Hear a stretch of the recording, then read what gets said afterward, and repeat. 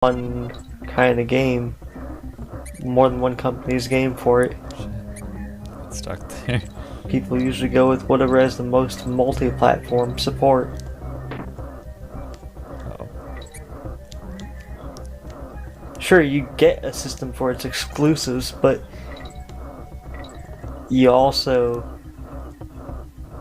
want to have And a strong overall lineup. yeah.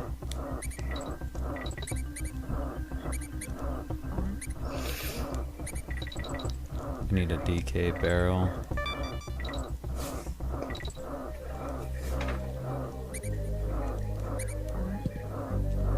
There we go. Shit. Nintendo's always been lacking in third-party support. I feel like that's one thing that they should try and Oh no! fix in the future.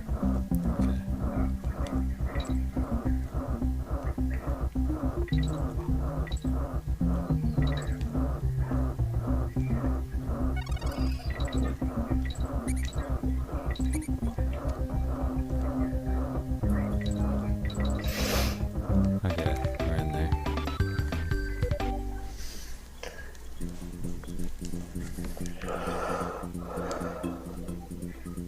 Blazing bazookas.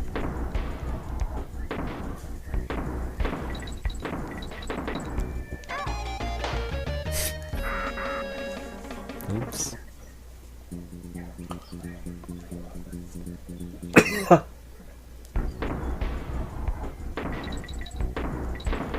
So how's everyone doing? What's everyone doing this Wednesday morning / afternoon / night / next month, depending on time zones. 'Cause time zones work that way. I would like to know where in the world is a month ahead of time.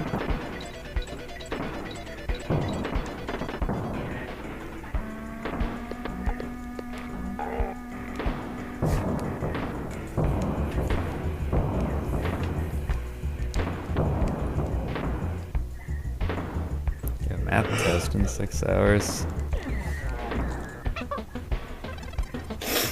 Well, hopefully you will do well at it. Yeah. Did you already get the sleep you need? I hope. I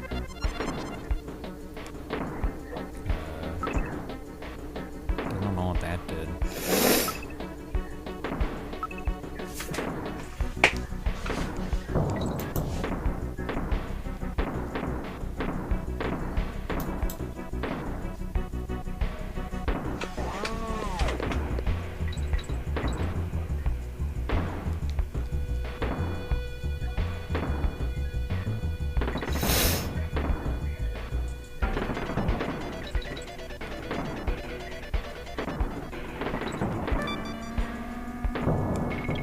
One thing that also led to the lack of third-party support, you have to remember, Palom, is Nintendo's own bullshit policies when it came to the NES and the SNES. Like, the seal of quality wasn't actually so much of a seal of quality as we want to make money off of approving every game. Like, you had to pay money for a special chip in your cartridge that only Nintendo could manufacture, so that the cartridge would actually run on the system, because unlicensed carts were not able to be run. So it was harder for third-party developers to actually make NES or SNES games. And a lot of third-party developers ended up having disdain for Nintendo's policies. I mean, it's obvious that, like, the Nintendo seal of quality doesn't even mean anything in terms of quality, because you had lots of bad games as well as good games, so it I didn't... think what this does is it makes those not TNT. It didn't really stand for much. It was just a way for Nintendo to make sure that they could make money off of the games that were made for their system, regardless if they made them.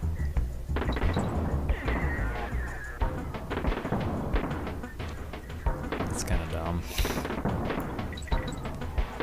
And those cartridges that you had to get were kind of expensive. So if you were a small-time developer, it cut into your development costs quite a bit. I've heard horror stories from those days where companies, after they had made a game for the system, after it didn't sell well, they ended up, you know, going bankrupt or whatnot. Because the cost of manufacturing the carts was too much. Like, even if you had a small amount of sales, it wasn't enough to circumvent the cost of the cartridges. You were screwed. There we go. Ah, that's how close I was too.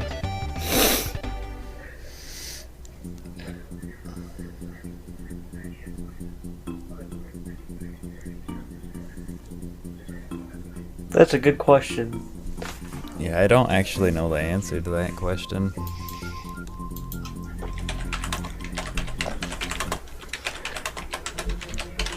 But I do appreciate that people are able to do it. I know some things about it.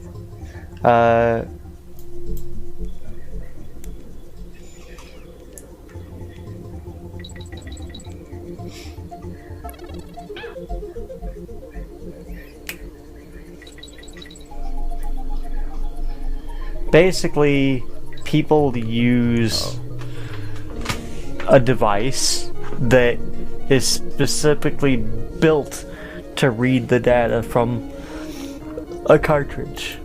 Because, like, if you didn't know how this works, to begin with, a cartridge contains, of course, a ROM image.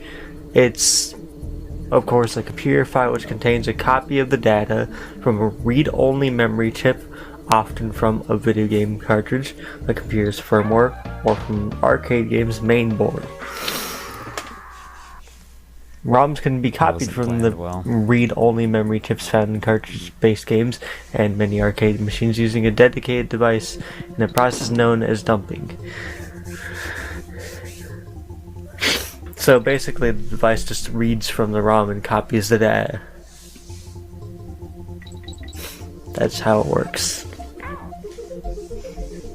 But you cannot write to a cartridge. It's read-only. So you can't modify a cartridge after it's been made. But you can copy the data from the cartridge, modify that data, and then put that onto another cartridge. And that's how people, like, obviously some people release their ROM hacks or other people's ROM hacks in scummy cases on cartridges.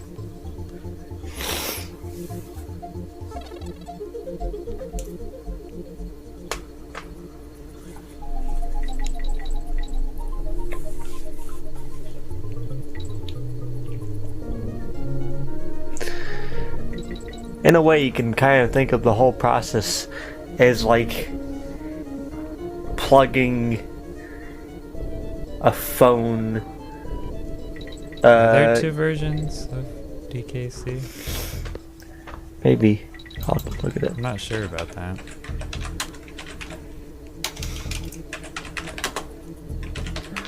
Yeah.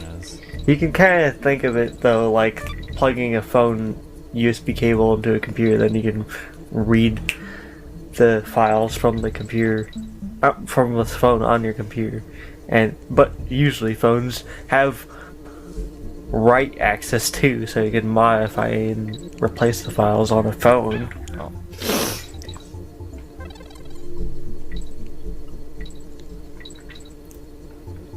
Oh, come on, I can't even...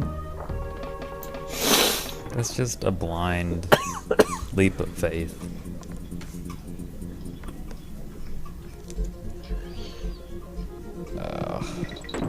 this again.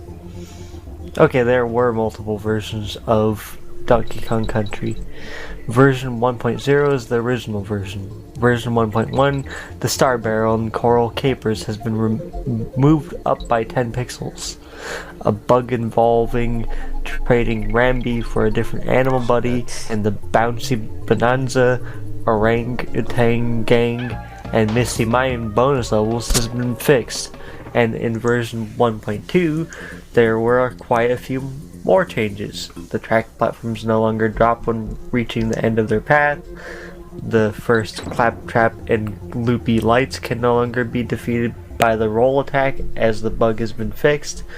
The air roll bug in Minecart Carnage and Minecart Madness has been fixed.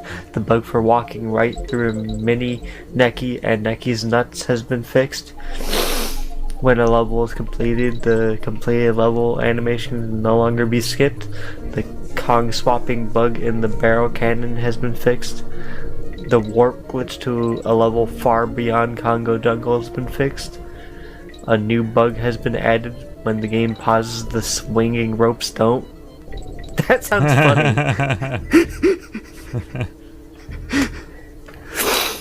The bug where Diddy jumps high up when losing a bonus level has been fixed. The 2 slip slide ride bugs have been fixed, no longer being able to hover over the ice in wait, what? No longer being able to over the ice. Whoever wrote this in proper grammar. Maybe the first language isn't English or something. Maybe. Or crawl on the wall.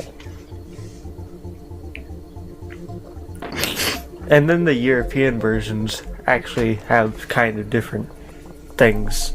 Like the version 1.0 is the original European version, but the North American version 1.0 differences and bugs have all been fixed.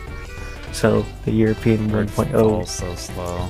was already the fixed version from 1 point, and then version 1.1. I thought this was gonna be easy. Version 1.1, which is Virtual Console only, fixed the bugs that the 1.2 version of North American Donkey Kong Country has. And then there is the Japanese version 1.0, which is the original version. North American version 1.0 differences and bugs have all been fixed, along with the mini Neki and Neki nut bug. Version 1.1 fixed the bugs that the 1.2 version of North American Donkey Kong Country has. So there you go. Yeah, I've seen those kind of runs, COD player. Different versions for different regions, and they pretty all crazy how you just like warp through everything. All fix pretty similar things. Yeah, I did it the hard, unoptimal way, of course. but I did it, you know. Made it work.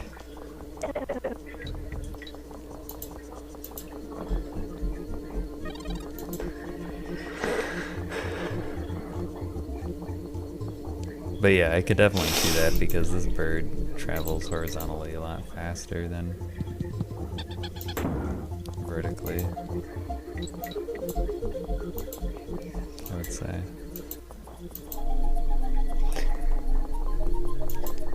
Wait, can I actually pick these up now that I think about it? Yeah, it's gonna be useful.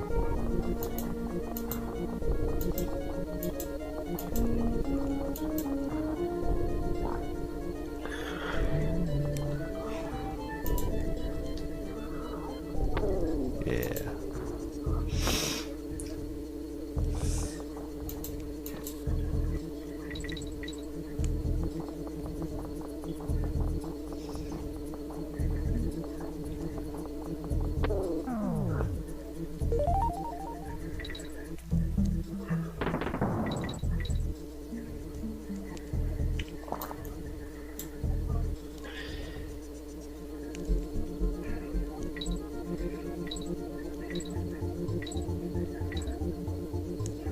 Did it.